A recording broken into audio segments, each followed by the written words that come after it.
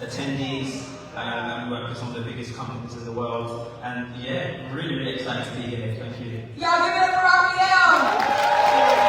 Bring it to the stage, Miss Izzy Obey.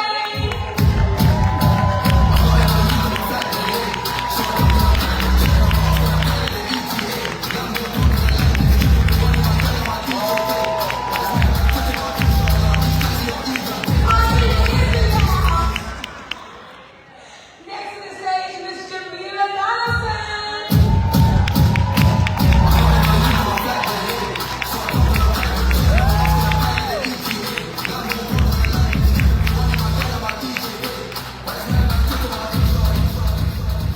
And last but not least, the handsome Jimmy Ariel.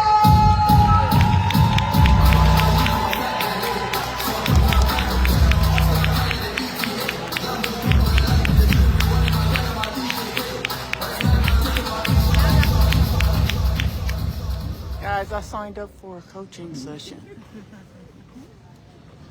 Brilliant. Really, really excited to be here. So yeah, we're just going to kick it off.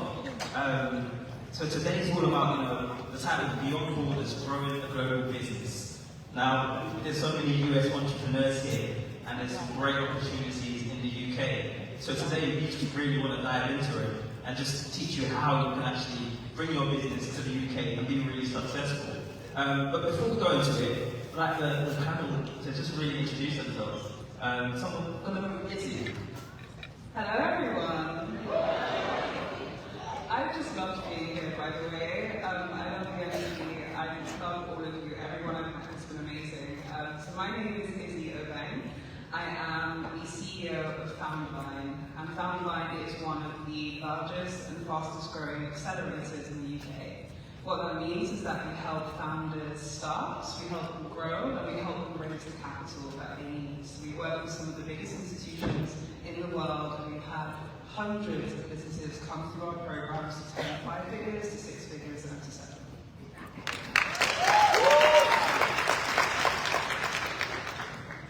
Hey guys, my name is Julia Johnson and I'm the founder of Treasure Trust, and Treasure Trust is UK and Europe's largest product discovery box for clothing and products.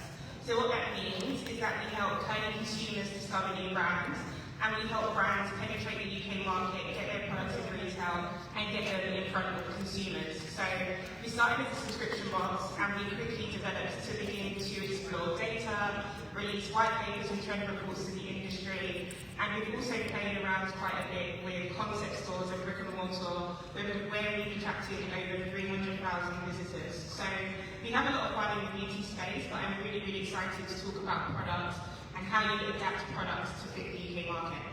Yes, sir. That's what we want, right, Boss Squad? Subscription Hey boxes. everyone, my name is Demi Ariel. I'm the founder and managing director of Lendo, a financing platform particularly or solely focused on black and ethnic minority communities. In the UK, what we focus on is effectively helping entrepreneurs like yourself access financing through mainstream banks, private credit funds, alternative finance providers, and investors. And we work with some of the biggest and fastest growing black entrepreneurs in the UK. Our whole thing is, look, how do we create a more equitable world or a more equitable country through helping minority founders effectively access the finance they need so they can build, grow, and scale.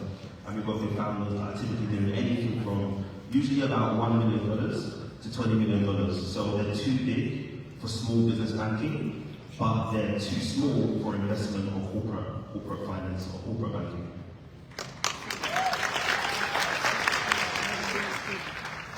Brilliant. Yeah, let's crack on. I want to set the scene a bit. So I want to read a quote, and that quote is, "The world is a book, and those who do not travel read only one page."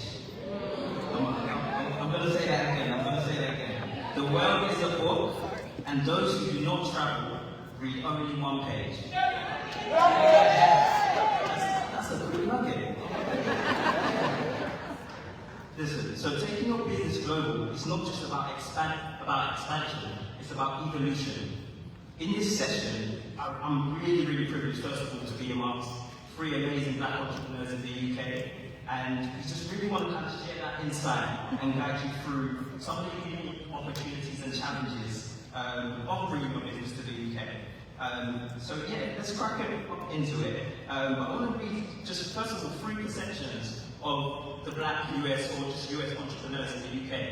So first of all, we've got that historical tie. Squad. So we have a long-standing, I got you seasonings global, so here we go. And that creates that mutual respect and trust, making actually US businesses really, really reliable partners. Then innovation and expertise. So the US is recognized in so many industries in terms of contributions to technology and innovation. And thirdly, that cultural affinity. So we have shared language, cultural similarities, and that makes it easier for actually US entrepreneurs to integrate into the Here we UK go, market y'all. Here and we go. connect with British consumers. So I want to go to Jamelia. I want to talk about some of the Here we go, initial you guys. steps Right that you here, have right to here. take to launch your brand in the UK. Can you kind of give us some, just some advice on how to do that?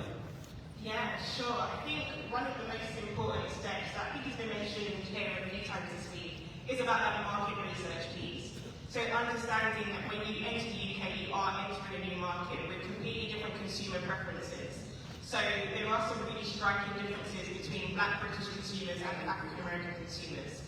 One example being that African American consumers, almost 50% shop at supermarkets, so that's your Kroger's, your Publix, your Target, whereas in the UK, only 1% of Black consumers shop at supermarkets for beauty.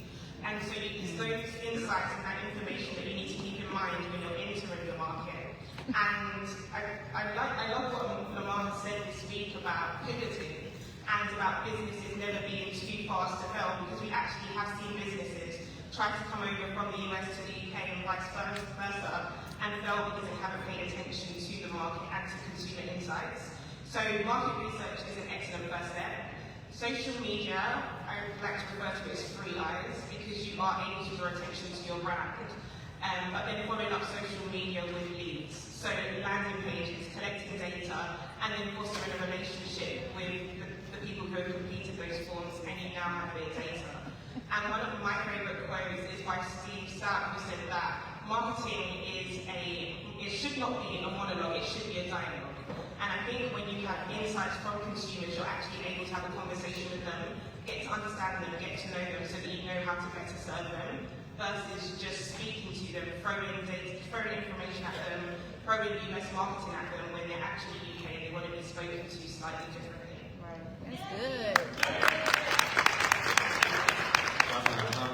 I'm going to jump in here as well and just talk about UK Black Business Show and how I started it, and also we run Black Tech Achievement Awards as well, which we launched in the US this year in February in Times Square. So I think with just any business is identifying a need. So I had to recognise the gap in the market for Black businesses in the UK. That research and planning as well. So how am I conducting that research? Looking at what sort of Black entrepreneurs need help. We also serve Black professionals as well, looking at how do we get these professionals into companies, and then also just building that network. Whenever you start a business, you have to build that network. Whether it's kind of community partners, whether it's sponsors, whether it's speakers, I had to build that network. I bootstrapped my business, so I didn't have that money to go out and spend money on big speakers. So I had to build relationships, and that's extremely important. Create a strong brand identity. For me, it was all about actually, how can I make this different to anything else? I wanted my brand to be a bit different. A lot of the events that I saw, which was for Black people, just had the power sign. So I thought, let me do something a bit different. Let me make it a bit different. And then also, I spoke about it last year, that execution, excellence, execution, and longevity. I had to make sure that the event was amazing. I had to make sure that I executed it. So all of those things are things that translate into both countries actually. You need those kind of basic steps. But I want to talk about kind of actually, standing out, really standing out in the UK market. And I think, Izzy, you're a great person to speak about that with what you've done with Foundwine. It's a really interesting market that we have, and at Foundwine, just to give you some more context, we are B2B2C. So our customers are corporates. They are corporates who are mission driven, who have a shared interest in supporting next generation entrepreneurs, but our beneficiaries are founders who are doing 0 to 5 figures, who come from backgrounds where perhaps they don't have as much capital and social capital, and who probably wouldn't be able to afford to pay for our programs to charge them full rate. And so, for those of you who are thinking about selling into corporates, actually, how many of you sell into corporates at the moment? Or are interested in selling into corporates? Okay, so about 50% of the room. So we have found that there is just so much money to be made in finding alignment with corporates or corporations and making sure that you can build a value proposition that is also engaging for them. So I'm a big fan of making sure that as a business you have multiple and diverse streams of income. So we have our B2C offering for our founders, but importantly we have that B2B offering for our corporate partners. And I truly believe that if you can shape your value proposition in a way that's attractive to corporates, there's endless possibilities in terms of collaborating. And you might be thinking, I'm not really sure how my business translates into something that a corporate would be interested in. But the reality is that there can be so much alignment in different ways. And so for us, we know that the businesses we speak to are really interested in having more small businesses and more diverse-led businesses in their supply chains. So maybe sometimes there's a misconception that you have to go in through the corporate social responsibility teams of these companies if you are selling something that is impact focused, if it's focused on diverse communities. But what we found is going directly into multiple business units can be way more successful because corporate responsibility units tend to be very underfunded. And so if you have a business that is helping small businesses build their sales strategy, why not partner with a company like PayPal or a company like QuickBooks who are interested in selling discounted services into these companies and building that kind of partnership?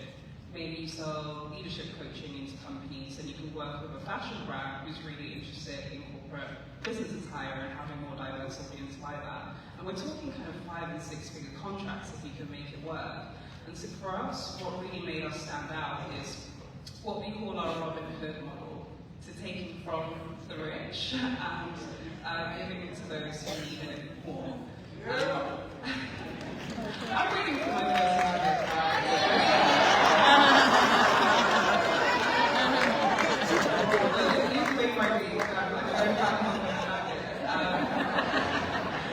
But no, figure out what that proposition looks like and play the long game with it. So if I had to share what makes us different, is that we are first and foremost an organisation that helps founders to grow, yes, but we're also advocates for change in the startup space, in government, in industry. And so we are in the boardrooms, we are in government, and we think that's super important because, I always say that if you are not at the table, you are on the menu.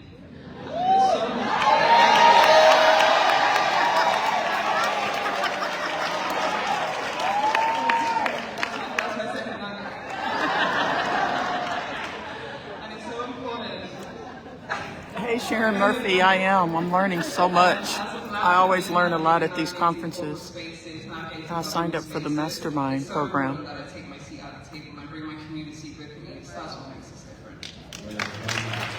I've already met some really dynamic people here. I'm just going to add one point to how do you position your brand to stand out.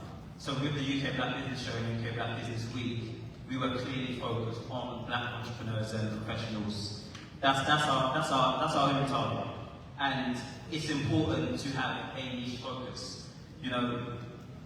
With black entrepreneurs and professionals, we target them. Thanks, Victoria Stockdale. I'm not a part of that program. We target kind of junior talent in the professional industry, senior, whether it's an entrepreneur, it could be kind of a small business, or someone who's kind of developing, doing a number of kind of 7-figure, 8-figure, etc.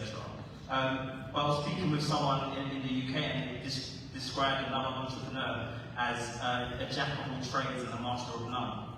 And it made me really think that actually you don't want to be doing 10 things at 10%. You want to be doing one thing at 100% if you can.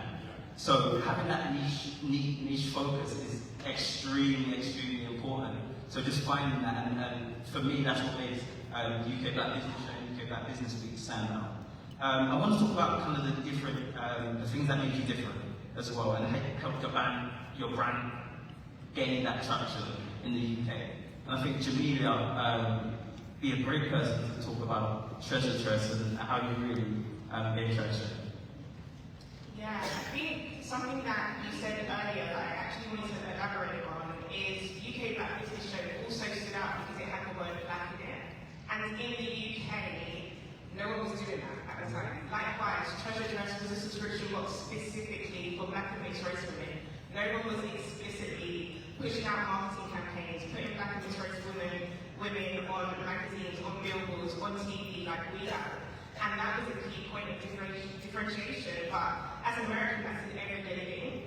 And so one thing that I definitely want to drive home is that when you think about coming to the UK, don't take for granted what is an everyday thing here in America. What is an everyday thing here in America is not an everyday thing everywhere else in the world. So for example, I started Subscription box. a subscription business, which you all have probably consumed hundreds. I was the first to do it in the UK, I was the first to do it in Europe. And again, it wasn't a novel idea. I'll be honest, it was not the most unique idea, but it was what the market needed because the market didn't have it. So when you think about your businesses, one, I would not underestimate cultural capital, which America has a lot of. America's biggest export is culture, and so when you think about how you move into different markets, you want to leverage that. Don't take for granted the line dances, the clothes, like your culture is so rich. Do not dilute it when you come into another market. Amplify it, amplify, and everyone respects it and everyone really loves it. So I think that's really important. And I forgot the actual question, what was it? You said it, how did your brand gain traction? Okay, we were blackly black and no one else was blackly black.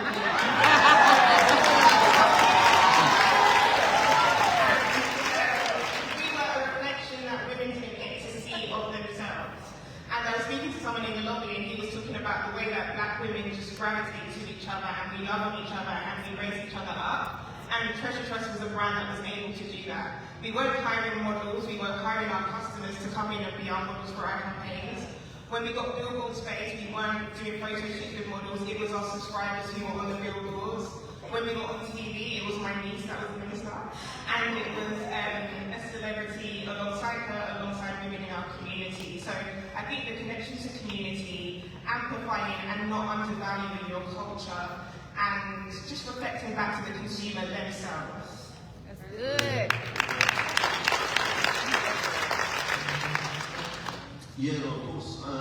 So for us, I think brand authenticity, or I'll probably start with market positioning. So, I mean, finance is very much a Caucasian space. You go into certain rooms, particularly in the UK, where you find that the black financier is not very prevalent. So for us to kind of start a finance business in the UK and have a start of a black face like mine, it was very different, and I think just being different was what made us stand out. And I think that's something that you should make sure you bring into the UK when you come. Your difference, like Jamelia said, is your power, if that makes sense. I mean, even though in the UK we was a minority, because we was online and we was getting traction from all over the world or support from all over the world, it was a global majority. So we didn't mind saying that this is a black finance company, or we're focusing on black and ethnic minority communities. So I think that was one of the key things that helped us stand out, just us being different. And then I think secondly was authenticity. So bringing a face to finance, I think finance is very faceless. And when we started, it was, I remember perfectly doing market research and looking at everyone else in the space, and none of them had social media. None of them had the founders or the managing directors' faces on social media. And it was as though you couldn't speak to the person that you was trying to work with to get finance. So when I kind of added authenticity of my face and also team members' faces to our social media, the events we went to, I think people really resonated with us being slightly different or quite different. And that was two of the things that really separated us, I would say.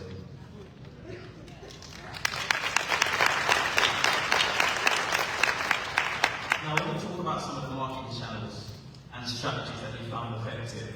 So for anyone who's from the US, if they're going to come over, it's important for them to know actually what are the best strategies, what are the best channels. So yeah, key to find out, Jam, you kind of giving some insight on this. So. Yeah, I would say that the marketing channels pretty much reflect those here in the US, but I think you do tweak them slightly to fit the UK.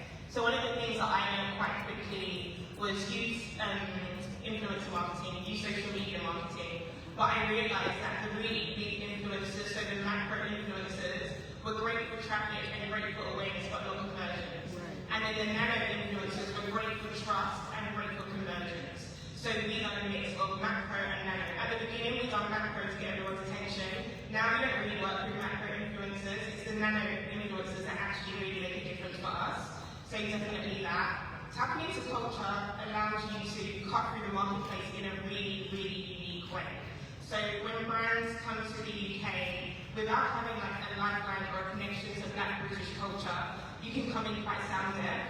But if you build alliances, partnerships, relationships with those who are in the market, you can be a part of like some really unique cultural events. You can sponsor some really unique cultural events. So for example, I took a meeting while I was in Atlanta with a brand and basically presented to them a strategy to come to the UK. And a part of it was being a part of our pop-up experiences and showing up at festivals that are equivalent to everyday people here in the US. There are equivalents in the UK that you can be a part of, and you can have your brand show up in those spaces in a really unique way where the everyday Black consumer is going to be. And for an American brand to be in a space like that, you'll actually be quite taken aback and be like, oh, they actually respect our culture as well, because everyone loves African American culture. And so taking on board and being a part of Black British culture, I think is also really, really important. And then, because I'm in product, a lot of it is retail. Like getting in a retailer is really quite important. If nothing else other than validation, because there are so many steps that you need to go through to get your products on the shelf in a UK retailer. If you do the compliancy work, if you tweak your ingredients, if you do the right labeling, if you refine your packaging to fit the UK market, that is a really, really key way to cut through. I've been in meetings with buyers or retailers, and without even taking on board the feedback that the consumer's giving on the product, just by looking at the product, like it looks very American, it doesn't look like it would sit on the shelf in a UK retailer. So I think having that awareness of everything down to packaging is really important, and also having a look at ingredients. There are some key differences as far as consumer preferences. So a lot of the US brands, when they have the US product, it is quite strong smelling, it's quite fragrant, whereas when they come to the UK, they tend to tone it down a little bit, just because it can be quite divisive for the consumer. So consumer preferences for sure, strategic marketing, so working with talent and influencers in a way that cuts through and that allows you to convert as well as raise awareness. And then being a part of the culture event as well is really, really important, and that's something that can be done through fostering relationships and strategic partnerships with a range of brands. We're a beauty brand, Treasure Trust is a subscription box for hair care, but we've worked with everyone from fitness brands like Gymshark to banks like Barclays. We do a lot of strategic partnerships, and I think doing those cross-regionally as well is also really helpful. I want to get the real from Izzy. You know, I want to know, like, actually, what are the challenges? It's not going to be super easy coming to the UK as well at the same time. So, you know, what are some of the biggest challenges you faced when establishing your presence in the UK? So I think that the challenges in starting a business are very similar wherever you're starting a business. So there's the stuff you know, there's the stuff you don't know, and there's the stuff you don't know.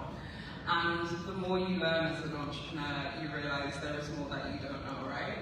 So that applies when you're also expanding into an entirely new market. So I think Jamelia said most of it. You know, there is a lot of cultural nuances that have to be taken into consideration.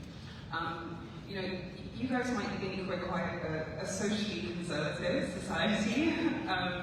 And, you know, to an extent we are. You know, we're a bit more muted, we're a bit more conservative, and so not just in terms of ingredients, but in terms of brand packaging, in terms of colours. There's loads of things that can quite easily put British consumers off, and so really understanding the market. So guys, there's a snapshot of having an entirely the different conference that I'm in today.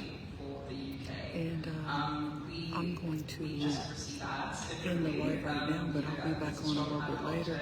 Go buy your seasonings today. Use the code. One thing I found is that Use the code Juneteenth and get free shipping. And I'll be back on a little bit later to explain a little bit more about what I'm doing here and how it's going. Love you, boss.